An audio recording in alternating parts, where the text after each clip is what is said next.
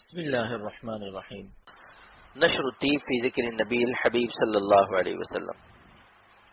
38ویں فصل حضرت صلی اللہ علیہ وسلم کے وسیلے سے دعا کرنا۔ وسیلہ اگرچہ درود شریف کی طرح عبادت مقصودہ تو نہیں، لیکن ایک خاصیت میں درود شریف کے برابر ہے کہ ان دونوں کی وجہ سے دعا جلد قبول ہوتی ہے، اسی لیے مناسب معلوم ہوا کہ درود شریف کے بعد اس کا بھی ذکر کر دیا جائے۔ اگرچہ بعض علماء کا اس مسئلے میں اختلاف ہے، لیکن اکثر علماء کا یہی مذہب ہے کہ شریعت کی حدود میں رہتے ہوئے وسیلہ اختیار کرنا جائز ہے۔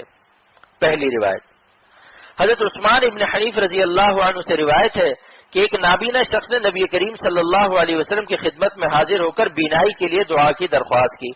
آپ صلی اللہ علیہ وسلم نے فرمایا اگر تم کہو تو میں اس دعا کو ملتوی کر دوں، کیونکہ یہ تمہارے لیے زیادہ بہتر ہے، اور کہو تو دعا کروں۔ وہ کہنے لگا ابھی دعا فرما دیجئے۔ آپ صلی اللہ علیہ وسلم نے اس کو حکم دیا کہ اچھی طرح وضو کر کے 2 رکعت پڑھو اور پھر یہ دعا کرو کہ اللہ میں آپ سے درخواست کرتا ہوں اور نبی رحمت محمد صلی اللہ علیہ وسلم کا وسیلہ پیش کرتا ہوں۔ اے محمد، میں آپ صلی اللہ علیہ وسلم کے وسیلے سے اپنی حاجت اپنے رب کی طرف پیش کرتا ہوں تاکہ میری یہ حاجت پوری ہو جائے۔ اے اللہ، آپ محمد صلی اللہ علیہ وسلم کی شفاعت میرے حق میں قبول فرمائیے۔ ابن ماجہ۔ فائدہ اس حدیث مبارکہ میں دعا میں وسیلہ اختیار کرنا واضح طور پر ثابت ہو رہا ہے، اور اس میں آپ صلی اللہ علیہ وسلم کا اس کے لیے دعا مانگنا کہیں ثابت نہیں۔ اس سے معلوم ہوا جس طرح کسی کی دعا کو وسیلہ بنانا جائز ہے، اسی طرح ذات کو بھی وسیلہ بنانا جائز ہے۔ وسیلے کا حاصل یہ ہے کہ اللہ فلاں بندے پر آپ کی رحمتیں نازل ہوتی ہیں، اور اس سے محبت و عقیدت رکھنا بھی رحمتوں کے نزول کا سبب ہے۔ ہم بھی آپ کے اس فلاں بندے سے عقیدت و محبت رکھتے ہیں، اس لیے ہم پر بھی اپنی رحمتیں نازل فرمائیں۔ اعمال کے ذریعے وسیلہ اختیار کرنے کی یہ صورت ہے کہ اللہ یہ اعمال آپ کے نزدیک نزول رحمت کا ذریعہ ہے، اور جن لوگوں نے یہ اعمال کیے ان پر رحم فرمایا۔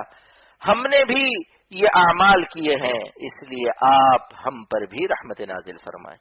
اس حدیث میں صحابی رضی اللہ عنہ نے جو یا محمد صلی اللہ علیہ وسلم فرمایا، اس سے یہ ثابت نہیں ہوتا کہ غائب کو یا کے ساتھ پکارنا درست ہے، کیونکہ وہ صحابی تو حضرت صلی اللہ علیہ وسلم کی خدمت مبارکہ میں حاضر تھے۔ بیہقی کی روایت میں یہ اضافہ بھی ہے کہ وہ صحابی اٹھ کر کھڑے ہوئے اور ان کی بینائی لوٹ آئی۔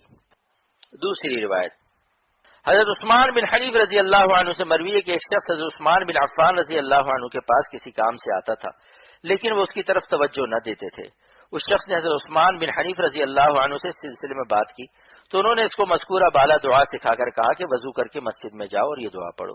چنانچہ اس نے ایسا ہی کیا اور دوبارہ حضرت عثمان بن عفان رضی اللہ عنہ کے پاس گیا تو وہ بہت عزت و احترام سے پیش آیا اور اس کا کام کر دیا۔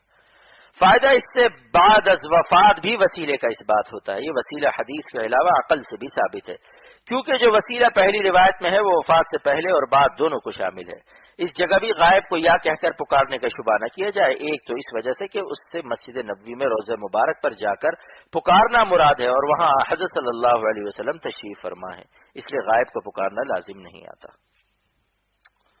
دوسری وجہ یہ کہ سلف صالحین کا اعتقاد صحیح تھا، ان کا یہ عقیدہ تھا کہ فرشتے حضرت صلی اللہ علیہ وسلم تک پہنچاتے ہیں، اور اس دور میں چونکہ عوام عقیدے میں بہت غلو کرتے ہیں، اس لیے نہ صرف ان کو منع کیا جاتا ہے بلکہ ان کی عقیدے کی حفاظت کے لیے خواص کو بھی اس سے روکا جاتا ہے۔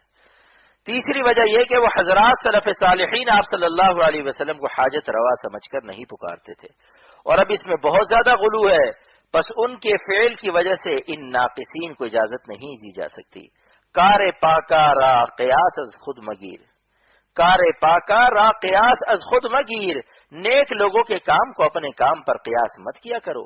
احقر نے فصل کے آغاز میں جو کہا تھا قواعد شرع کے اندر رہتے ہوئے وسیلہ جائز ہے، اور اس کا یہی مطلب ہے۔